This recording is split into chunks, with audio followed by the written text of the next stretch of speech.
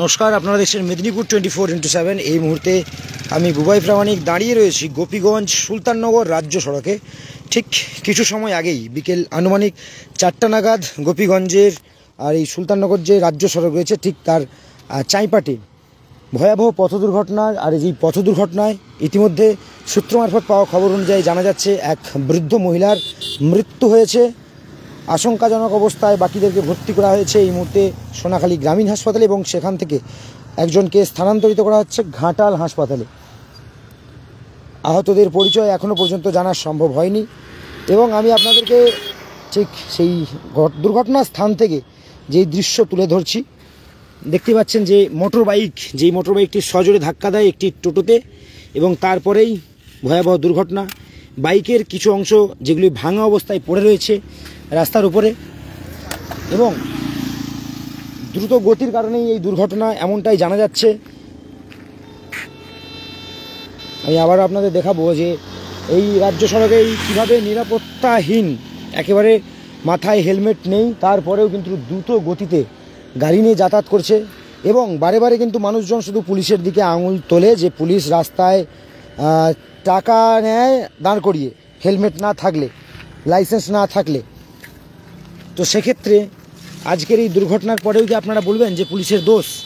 দেখুন কিভাবে দুর্ঘটনা ঘটেছে এবং এই যে বোতল পড়ে আছে রাস্তার উপরে এবং সেই বোতলে দেখুন রক্তের দাগ এখনও লেগে আছে। এই বোতলে এখনও পর্যন্ত রক্তের দাগ লেগে আছে। এখানে কিন্তু তাদেরকে যে জল দিয়েছিল এবং গাছের যে পাতা তাতেও দেখুন রক্তের দাগ। আমি আপনাদেরকে দেখানোর চেষ্টা করছি এই মুহূর্তে গোপীগঞ্জ সুলতাননগর রাজ্য সড়ক, সেখানে ভয়াবহ পথ দুর্ঘটনায় সূত্র মারফত হওয়া খবর অনুযায়ী জানা গিয়েছে এখনও পর্যন্ত এক বৃদ্ধ মহিলার মৃত্যু ঘটেছে এবং রাস্তার উপরে যে রক্তের চাপ সেটাও কিন্তু একবারে স্পষ্ট।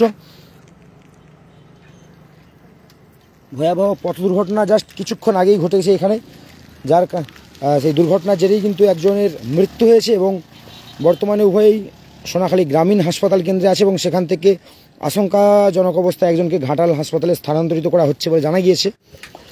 ইতিমধ্যেই ঘটনাস্থলে দাসপুর পুলিশ উপস্থিত ছিলেন এবং আহতদেরকে উদ্ধার করে সোনাখালী গ্রামীণ হাসপাতাল কেন্দ্রে নিয়ে যাওয়া হয়েছে। বিস্তারিত তথ্য আপনাদেরকে আরও কিছুক্ষণ পরে ভিডিওর মাধ্যমে জানাতে পারবো। তবে এই মুহূর্তে এখন গোপীগঞ্জ সুলতাননগর রাজ্য সড়কের ঠিক কী পরিস্থিতি এবং দুর্ঘটনাস্থল থেকে আপনাদের সামনে সেই দৃশ্য তুলে ধরছি। আমরা জনসাধারণকে বারবার বলার পরেও জনসাধারণ কিন্তু পুলিশের প্রচার বা বিভিন্ন রকম র্যালি, তারপরেও কিন্তু দেখুন জনসাধারণের মধ্যে কোনো সচেতনতা নেই।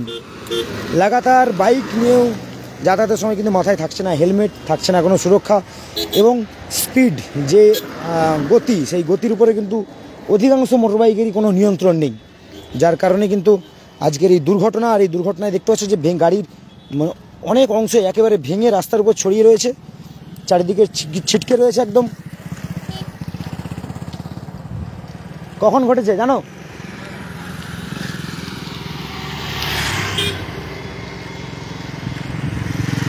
এই মুহূর্তে গোপীগঞ্জ সুলতাননগর রাজ্য সড়কে দাঁড়িয়ে রয়েছি।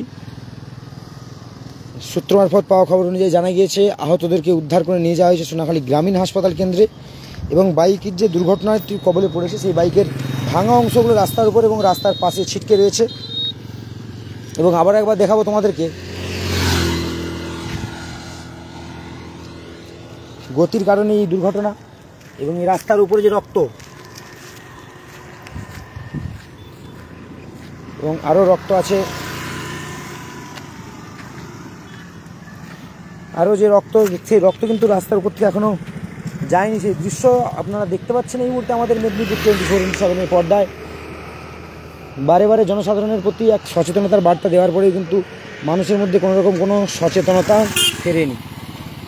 কিছুক্ষণ আগেই ঘটে যাওয়া দুর্ঘটনায় প্রাণ গিয়েছে এক বৃদ্ধ মহিলার, তারপরেও কিন্তু এই রাস্তায় হেলমেটবিহীন বাইক চালকদের যাতায়াতের কমতি নেই এবং সাথে দ্রুত গতি। বাইকের ভাঙা অংশ পড়ে রয়েছে রাস্তায় এবং যেই বোতলে করে জল দেওয়া হচ্ছে সেই বোতলের গায়ে রক্ত আছে। দেখতে পাচ্ছেন সম্পূর্ণ দৃশ্য সরাসরি মেদিনীপুর 24x7 পর্দায়। আরও বিস্তারিত কিছুক্ষণ পরে আপনাদের সামনে তুলে ধরা হবে।